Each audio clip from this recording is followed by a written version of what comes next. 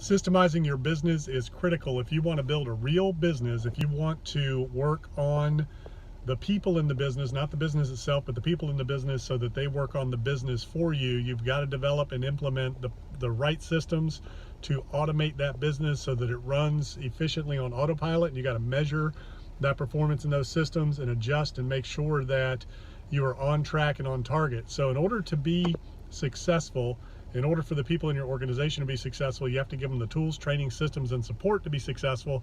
But more importantly than that, you got to give them clear direction in no uncertain terms, exactly what's expected and when, and you have to measure that performance and hold it accountable to the goals.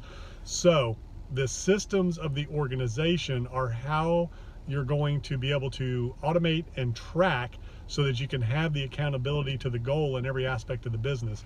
So the tools, training, systems, and support is everything that you set up in advance that the people in your business use in order to run that business for you so that you can measure and track the data as you go along, all your KPIs, all your performance metrics, and everything that that you measure success in the organization. So therefore you're tracking results, you're measuring behavior, and you're holding it accountable, the outcome accountable to the goal.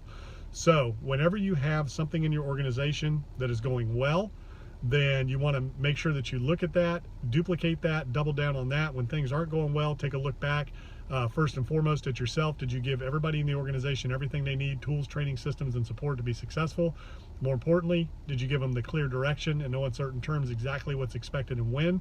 And then are you measuring that performance and holding it accountable to the goal and adjusting the system that you have in place that is automating the process to achieve that goal? Systems are documented processes of things that are repetitive into the business. So if it's a manufacturing type of business or facility, then a system could be a machine.